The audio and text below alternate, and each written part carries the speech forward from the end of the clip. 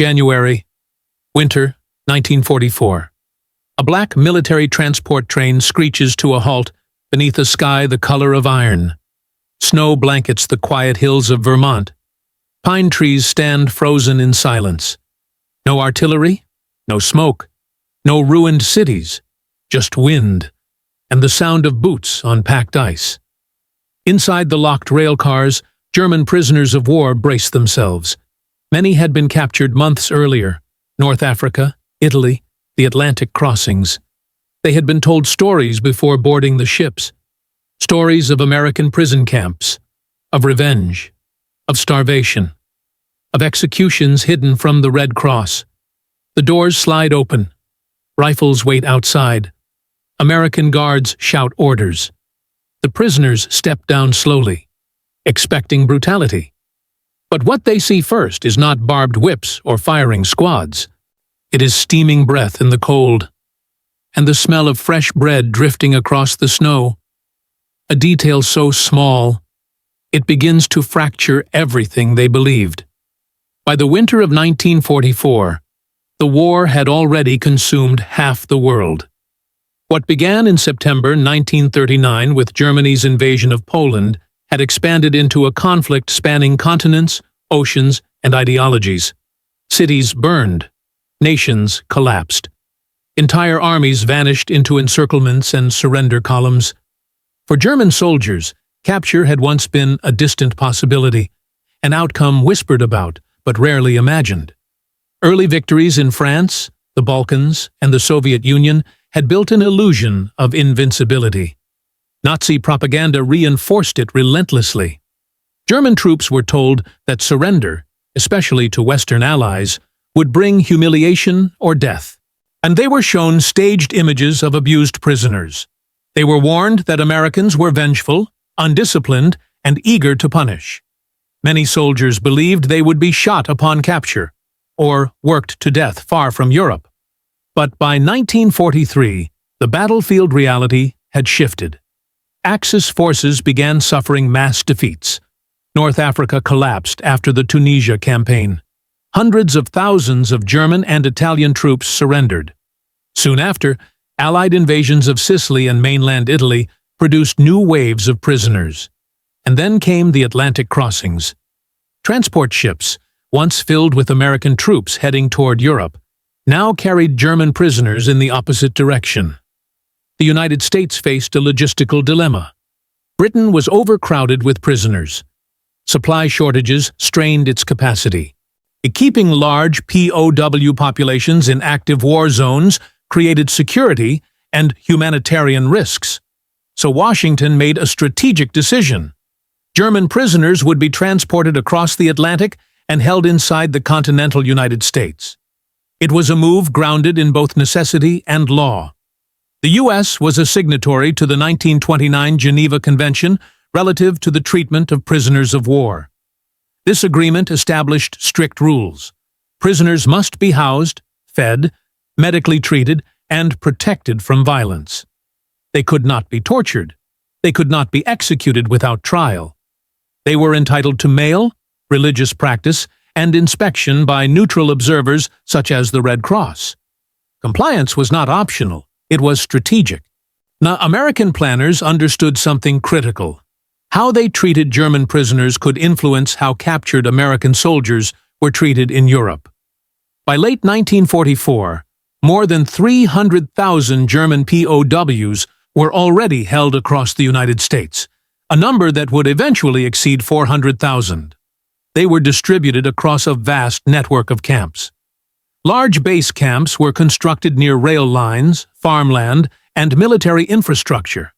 Smaller branch camps spread into rural regions where labor shortages were most severe. From Texas to the Midwest, from the Deep South to the forests of New England, the prisoners were dispersed into the American landscape, including the quiet, snow-covered valleys of Vermont. For the German soldiers stepping off those trains, this relocation felt less like imprisonment and more like disappearance. They were no longer on a battlefield. They were no longer even on the same continent.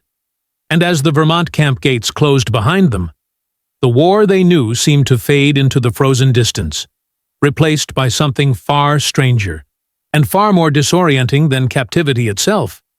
The decision to house German prisoners inside the United States was not driven by compassion alone. It was driven by mathematics. By 1944, America's war machine was operating at full industrial capacity. Millions of American men had been drafted into military service. Farms, lumber camps, canneries, rail yards, and food processing plants were losing workers at a dangerous rate. Crops were rotting in fields. Timber contracts were falling behind. Food production, critical not only for civilians but for Allied armies overseas, faced collapse in several agricultural regions. The United States needed labor, and it suddenly had hundreds of thousands of able-bodied prisoners. Under the Geneva Convention, POW labor was permitted, with conditions. Prisoners could not be forced into dangerous or war-related industries. They could not handle weapons, but they could work in agriculture, forestry, infrastructure, maintenance, and food production. So the American POW program evolved into something far more structured than imprisonment alone. It became a labor system. In Vermont and across New England, the needs were seasonal and severe. Harsh winters slowed activity, but logging operations, maple production, dairy farms, and small agricultural holdings still required manpower. The branch camps were established near rural towns. They were smaller than major base camps, often holding a few hundred prisoners instead of several thousand. Guard towers were present, but the atmosphere differed from European camps. Barbed wire existed, so did armed patrols, but daily life inside followed routine rather than brutality. Prisoners slept in heated wooden barracks, simple but insulated against the cold. They were issued winter clothing when required. Medical officers conducted inspections. Red Cross parcels supplemented rations. Meals were basic but sufficient. Bread, soup, potatoes, occasionally meat. For soldiers who had endured battlefield starvation, especially those captured in late war supply collapses, the food alone felt surreal. Work details formed the backbone of daily structure. Each morning, selected prisoners were loaded onto guarded trucks and transported to farms, logging sites, or processing facilities. American guards accompanied them, but interactions often became procedural rather than hostile. Farmers needed hands more than they needed vengeance. Many prisoners harvested crops, cut timber, repaired fences, or processed dairy shipments. They were paid small amounts in camp scrip, usable only inside camp canteens for toiletries, tobacco, or writing supplies. The system was calculated. Work reduced idleness. Idleness bred unrest. Labor created routine, and routine stabilized camps. Escapes were rare, not because they were impossible, but because geography and logistics discouraged them. German prisoners stood out instantly in rural America. Language barriers, unfamiliar terrain, and distance from ports made successful escape nearly hopeless. Some who tried were captured within days, sometimes hours. Over time, many prisoners stopped trying. Instead, they adapted. They learned English phrases. They observed American farming methods. Some even built cautious, supervised familiarity with the civilians they worked alongside. But this adaptation carried a psychological weight, because the experience contradicted everything they had been told. They had expected hatred. They encountered structure. They had expected starvation. They received rations. They had expected execution. They were given work schedules. And inside camps like those in Vermont, the realization began to take hold that captivity in America was not the nightmare Nazi propaganda had promised. It was something more complex, more controlled, and, to many prisoners, deeply disorienting. Because the war they had fought for, and the country they had believed in, had prepared them for suffering, not for humane treatment from the enemy. For many German prisoners arriving in American camps, the first battle they fought was psychological. It was not against guards, but against their own expectations. Years of propaganda had conditioned them to expect humiliation, starvation, or summary execution. The enemy, especially the Americans, had been portrayed as undisciplined, vengeful, and morally inferior. So, when prisoners were processed through intake lines, medically examined rather than beaten, it created confusion before relief. Wounds were treated, malnourished soldiers were fed, and those suffering from trench infections or respiratory illness were placed under care instead of punishment. This alone destabilized the narrative they had carried across the Atlantic. But the deeper shock came in routine. They were counted, housed, and scheduled, not brutalized. Barracks were heated in winter climates like Vermont. Blankets were issued. Hygiene inspections were enforced. Even male privileges were granted under supervision. Many prisoners later described this period not as comfort, but as emotional dislocation. They had prepared themselves mentally for suffering. Instead, they were confronted with order. The realization that they would not be executed created relief, but also unease, because it forced them to confront a possibility they had never considered. If the enemy treated them humanely, what else had they been misled about? And that question lingered in the barracks long after lights out. Beneath the quiet routines of POW, life stood a rigid administrative machine. American POW camps were not improvised holding zones. They were structured military installations governed by federal policy, War Department oversight, and international law. Every prisoner was documented. Rank determined housing arrangements and labor eligibility. Officers were not forced into manual labor under Geneva Convention rules. Enlisted men were assigned work details based on physical condition and camp needs. Inspections were routine. American camp commanders were required to maintain sanitation, nutrition, and medical standards. Neutral observers, including the International Red Cross, conducted periodic evaluations. Any violation risked diplomatic backlash and reciprocal treatment of American POWs held by Germany. Security remained strict, but measured. Guard towers, floodlights, and perimeter patrols enforced containment. Weapons were visible but rarely discharged. Discipline inside camps was maintained through military order rather than violence. Internal camp hierarchy often mirrored German military structure. Senior POW non-commissioned officers helped maintain barracks discipline, distribute rations, and manage work rosters. This preserved familiarity and reduced friction between prisoners and guards. The result was a paradoxical environment. It was unquestionably captivity, but it functioned with bureaucratic precision rather than cruelty. And for prisoners who had witnessed the brutality of Eastern Front imprisonment or heard rumors of Soviet camps, the contrast was staggering. Work details became the defining experience of captivity. Each morning, selected prisoners assembled under guard, boarded transport trucks, and were dispatched to labor sites across rural Vermont and surrounding regions. Farms were the most common destinations. American agriculture had been hollowed out by conscription. Entire family operations struggled to maintain harvest cycles. POW labor filled that void. German prisoners cut hay, milked cows, harvested vegetables, repaired irrigation systems, and loaded produce shipments bound for military supply chains. Forestry work followed similar patterns. Logging camps required manpower to meet timber quotas essential for wartime construction. Rail ties, barracks lumber, shipping crates.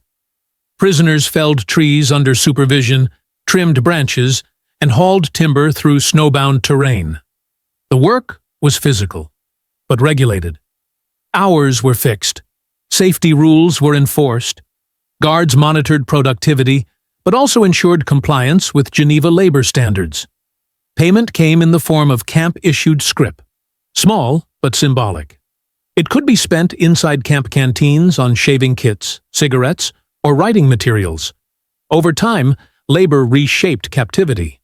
Work reduced tension. Routine replaced dread.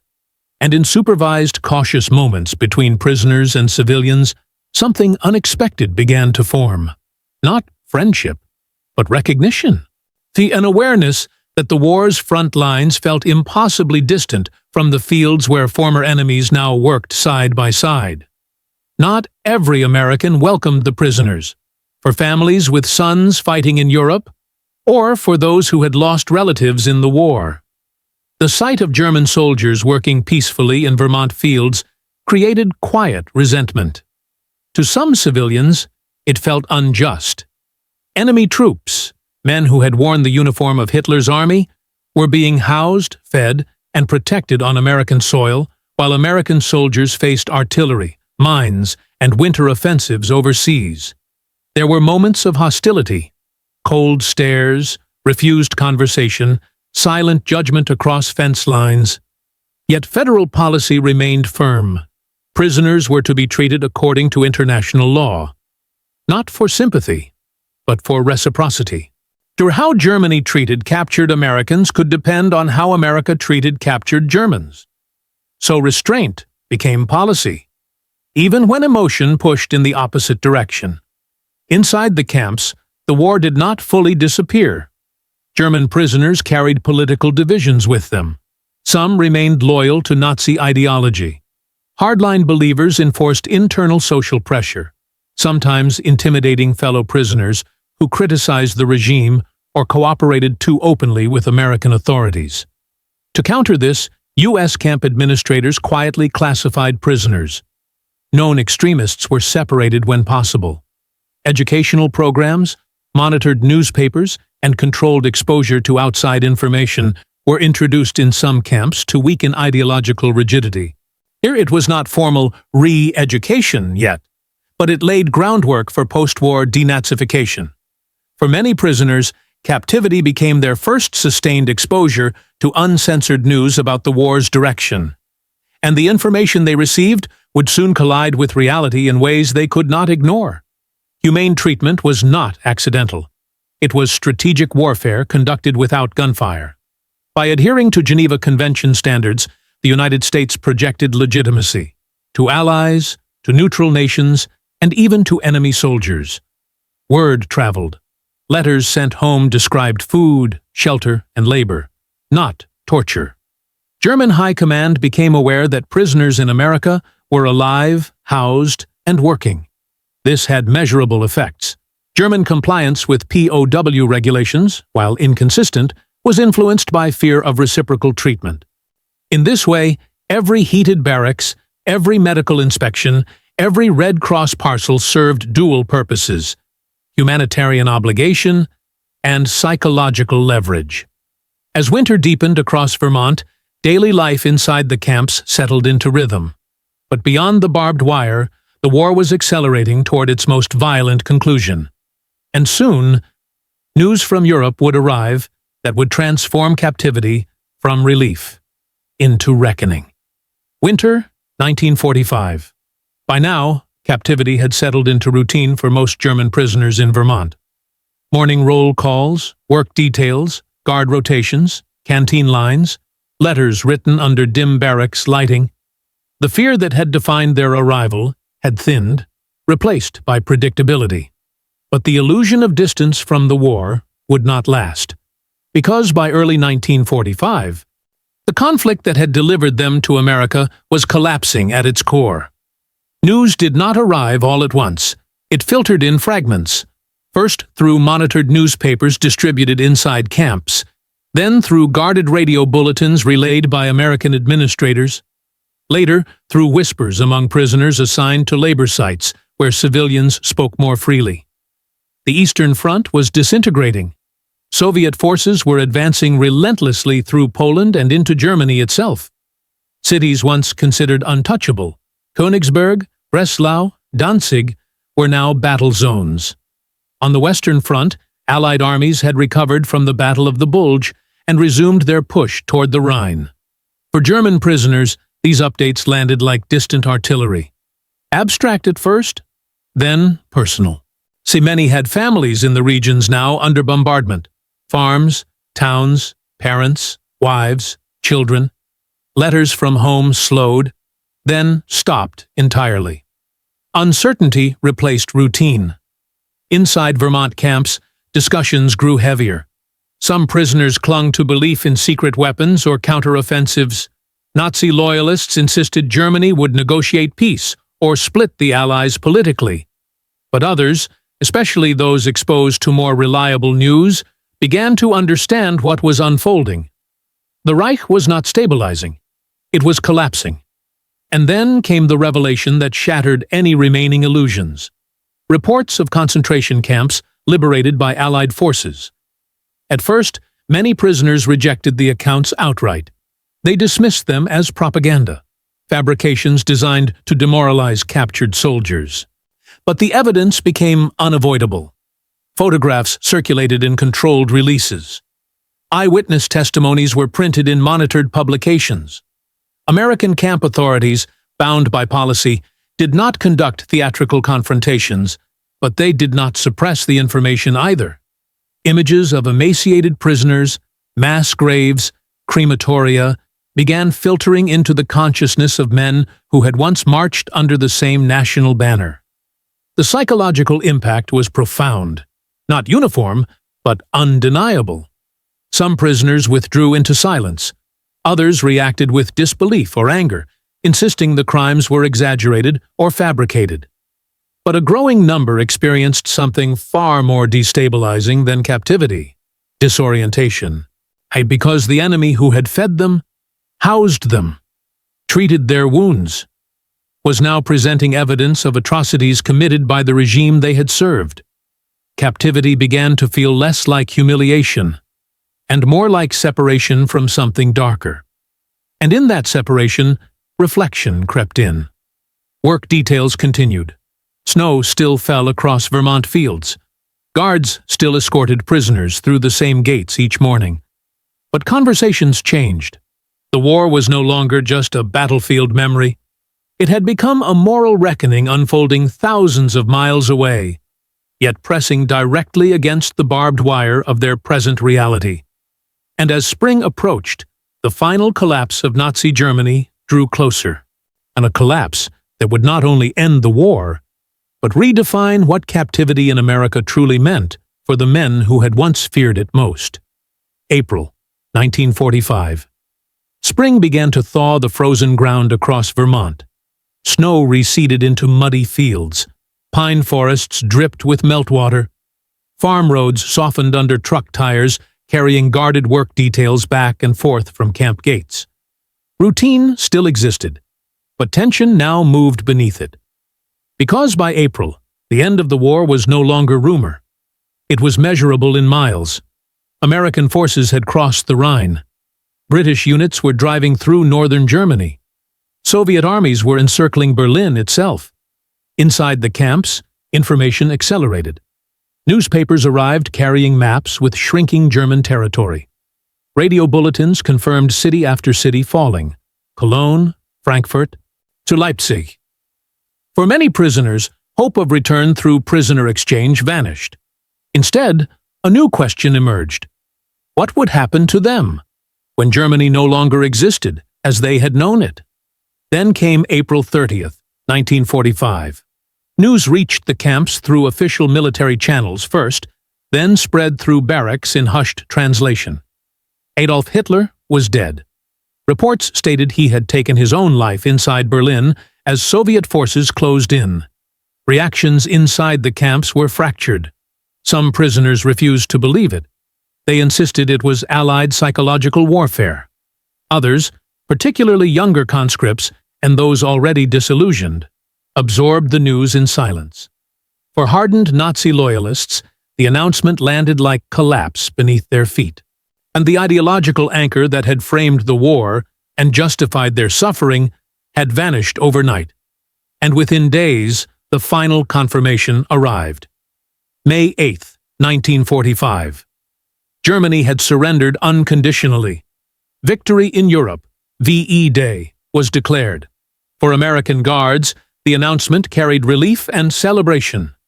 Radios in administrative offices broadcast speeches, church bells rang in nearby towns, and flags appeared in rural communities. But inside the Vermont camps, the atmosphere was far more subdued.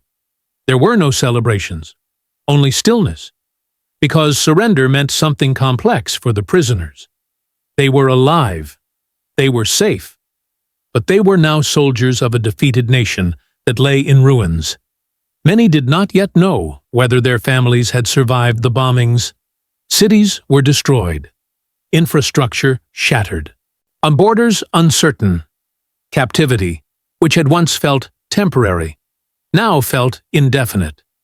Work details continued even after the surrender. American agriculture and industry still required labor while demobilization unfolded. Prisoners continued harvesting crops, cutting timber, repairing rural infrastructure, now no longer as enemy combatants, but as surrendered soldiers awaiting repatriation. And it was during this strange, suspended period that the psychological turning point fully crystallized, because the brutality they had expected in captivity never came. There were no revenge executions after Germany's surrender, no starvation punishments, no retaliatory violence. Instead, process continued, order continued. Geneva Convention protections remained intact, even after the enemy they had served had ceased to exist. For many prisoners, this realization reframed everything. They had been told America was barbaric, yet America had fed them through winter, employed them through surrender, and preserved their lives beyond the war's end.